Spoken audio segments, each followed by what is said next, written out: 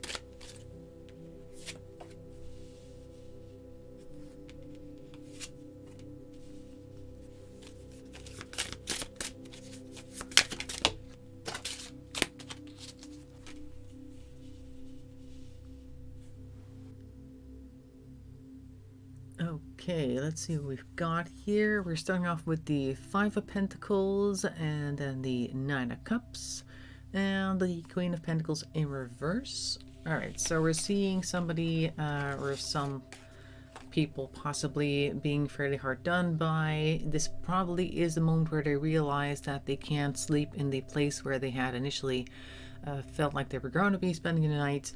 And then we have the Nine of Cups here, which is usually feeling pretty good though, like they have everything that they want, or they think they do in any case. And the Queen of Pentacles is slightly impractical today. So this kind of seems like a very quick rundown of that situation. Like initially they're like, oh, we can't sleep where we had intended to sleep. And then suddenly there is this spark of hope and oh wow, we're feeling pretty good about this thing that's happening. And the Queen of Pentacles is in reverse, so they're not quite practically minded in that point of time. I'm thinking this is more of a regarding the situation, this seems like a good idea type of decision where they're like, oh, this is very fortunate. They may still have been in a little bit of a party mood as well, because of course it is January 1st, so I'm thinking that they may have been thinking, oh, this is probably just the thing that we need. Like this person, they may have seen him at the party as well. I don't know, I believe somebody who was at the party has seen this mystery man as well. And they were like, oh, this is probably going to be fine. And there's two of us and one of him. Well, what's going to happen? That sort of thing. And this is probably a good idea. That's why the Queen of Pentacles is in reverse. Now, very quickly, we see the Tower popping up next to the Queen of Pentacles, followed by the Six of Wands in reverse. Okay, so somebody is losing some shine, some hero aspect, they're losing face, and also this is combined with this tarot moment. So this is probably where whoever this mystery man was revealed their hand, and they no longer liked him very much, as you can see with the Six of Wands being in reverse. Whereas before they were the savior who was going to offer them a place to sleep. Now we are looking at a very different situation and a very shocking one, because the Tower is here, which is always a sudden event happening. Like in this case, lightning hitting that tower and everything is upset. Next row, we have the Eight of Cups in reverse. We have the Seven of Wands in reverse and the Eight of Wands upright. So Eight of Cups is normally walking away, and the Seven of Wands is normally coming for somebody's position, jealousy, that type of thing. With the Eight of Wands being more communication, but also can be a lot of action and activity, kind of like the Chariot in that sense. But the Eight of Cups is in reverse, meaning that there is no walking away from this. And the Seven of Wands being in reverse also means there's no challenging this. And of course, I think at this point they were on this stranger's boat and they had nowhere else to go, so I'm guessing this is a reference to that situation. Like they now know what they're up to, at least know that they're not the person that they thought, with the Eight of Wands as well in reverse, showing them not to be a great person after all, not the savior they had expected. But they also find themselves in a situation where they cannot leave, and they may have tried very quickly to either run away or flag people down, maybe trying to yell at other boats that were perhaps in the area. Probably unsuccessfully, well, obviously unsuccessfully because we don't know where they are. The moon is in reverse next, and then we have the Eight of Pentacles upright. So the moon is in reverse, and I'm looking at this cage here, and there's also a fish down there. They were on the water in a boat. I'm thinking that, particularly because we see here the Eight of Pentacles, this might be somebody whom is actually pretty good at making things disappear. They might be very familiar with waters, they might be very familiar with that area, and they may have their ways. They may have done something like this before, whomever this is. I'm thinking particularly as a follow-up to these cards over here, the moon in reverse and the Eight of Pentacles really says, okay, not only do we now know that this person is not the person we thought it was, not the hero that we wanted, and our attempts at going away are also not very successful, but they reveal themselves to be very good at what they're doing. And even though what they're doing is not good, I do believe that they have a certain expertise there that made it very difficult for them to escape and also avoid what was going to happen next. Let's go to the Santa Muerte for a bit of contrast. Let's see what happens next, because right now they're just in this guy's grip. Looks as though, all right, those guys went flying up here. Hierophant in reverse and the Tower again. Okay, so we initially had a Tower moment, which I'm guessing is the moment where they were revealed to not be whom they claimed to be initially, but now we're having a second moment here. The Hierophant is in reverse, and maybe this was somebody that they were trying to contact, like maybe they were trying to flag somebody down, like I said earlier as well, with that Eight of Wands, which is also a communication card, and somebody may have ignored it, possibly. Like the Hierophant is also somebody, it could be somebody whom they consider to be some type of authority in some way. But in this case, they're feeling betrayed, and this other tower is very chaotic. This is very much like that Escher drawing with the different staircases that appear to be going on for infinity. And I'm thinking that they found themselves in a world that they never imagined that they could enter, just so far outside of what they were experiencing normally that they had no way to actually conceptualize what was happening to them. So possibly they were really taken by surprise, and this person was so experienced, or at least knew so much about the sort of things that he is into, that they really didn't stand much of a chance. Let's see what else we can get.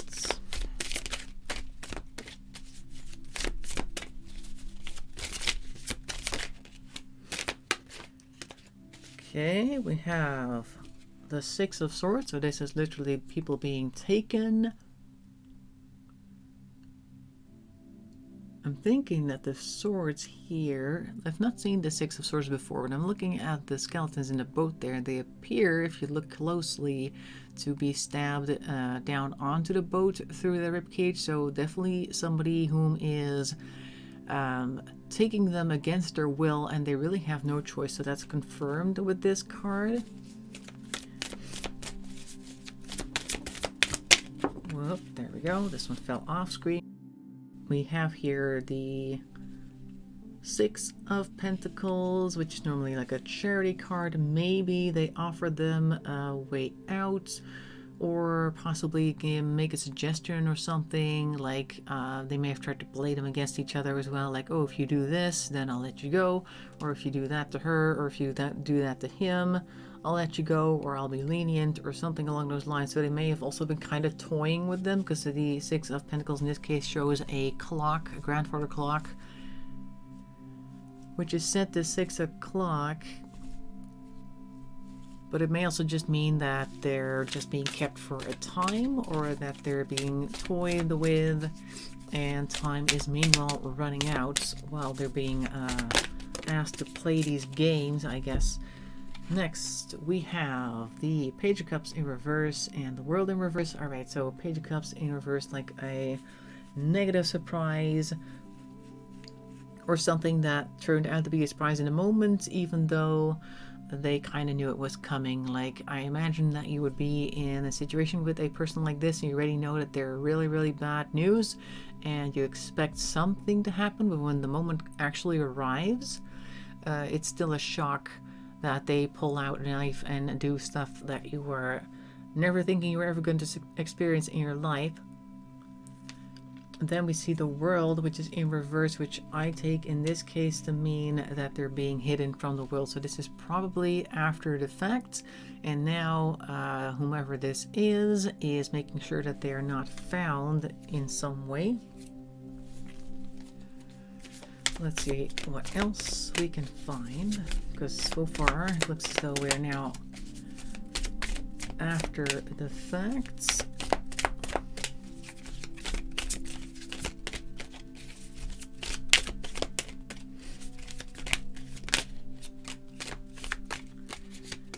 Seven of Cups.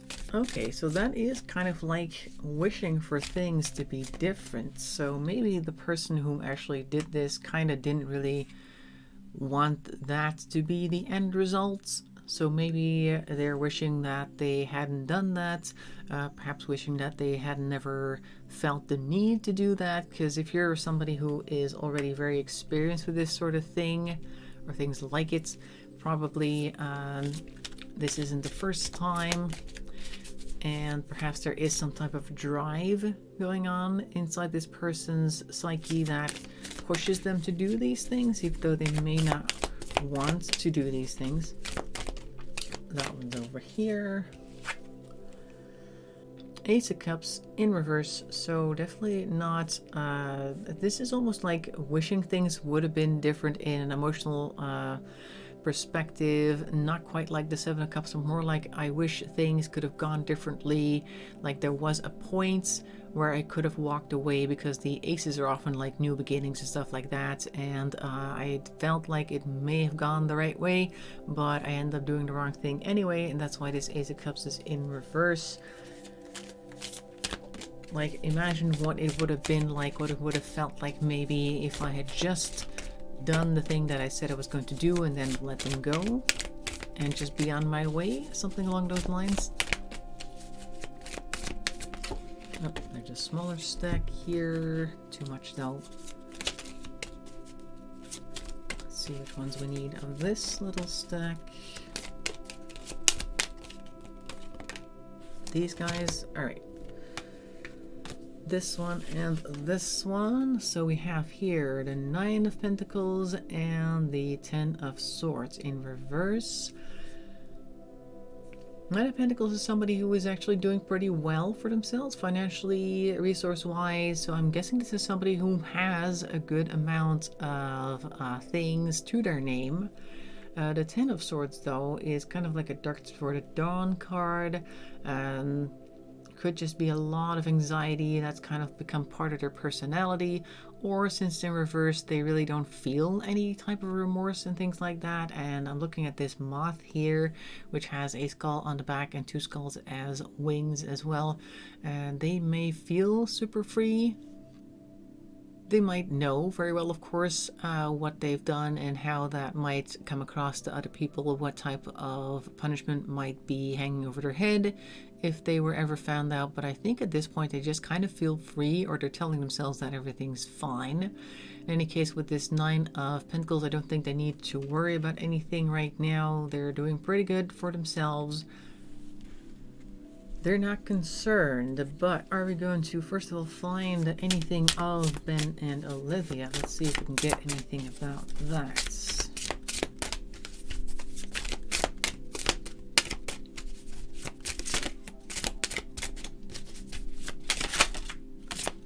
There. A lot of cards being shoved around. We have the Ten of Cups in reverse. That's not feeling very good, not very hopeful in any case. We have the Knight of Cups in reverse. All right, so that's somebody focusing on their own emotions, possibly not even able to step beyond that. And then we have the Ace of Wands here. The Knight of Cups kind of reminds me of perhaps the attitude of the people that were responsible of identifying the suspect and putting them behind bars. The people in particular, they seem to have had a singular focus, and the Knight of Cups is always focused on their own emotions. So maybe they kind of just had this gut feeling like it was this guy, and therefore they had to have him somehow, and that's how that ended up happening. But somebody's definitely not happy with that, and I'm thinking that we have here this Ace of Wands, that somebody is really planning on starting something, perhaps retracing steps, something along those lines. They may still be in planning phases, because I'm looking at the crow sitting on the wand, just kind of overlooking the land, and that to the right could be clouds, but could also be water. Like they may be just making plans right now to try and figure things out. They're just kind of dissatisfied with the way that things have been handled. And if I were to believe, of course, the Wikipedia article and the some videos that I've seen on the subject, there's a lot of people who do not agree with the outcome of the trial. So there's probably at least one of those who's also planning on doing something about that. Then we have here the Page of Swords.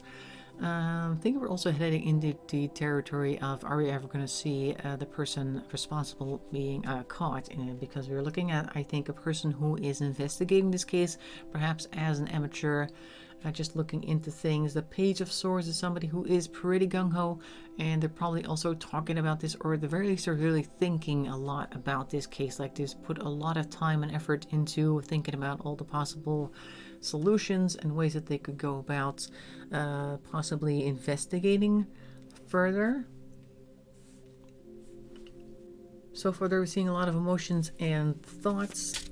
We have an Ace of Wands, but it's not necessarily being put into action just yet, I think. Okay, we have this one that flips.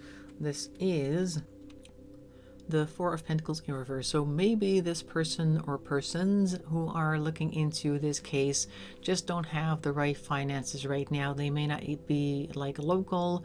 They may not have a boat available to them or resources in order to get one available to them. They may not have much sailing experience, kind of like things that are going to keep them from actually carrying out their plans. They have to work on those first. Okay, we got a couple over here. The Eight of Swords in reverse, and we have the Three of Pentacles in reverse. Okay, so they're kind of like trapped maybe in this mindset, trying to work their way out of this mindset that's trapping them in this position of feeling like they're stuck with their plans.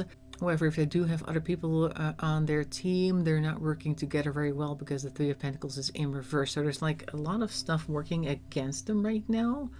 And I don't think it's the case itself, although it could be that other people, since we do have here this Page of Swords, which is somebody who tends to talk, possibly speak before their turn. Maybe somebody in the Knight of Cups section has kind of caught wind of what they're planning, and they may be working against things as well, because possibly they don't want their own work to be questioned or overturned. But okay, so far we're seeing a lot of trouble, even though people are motivated to do something about it. But are we going to see a resolution?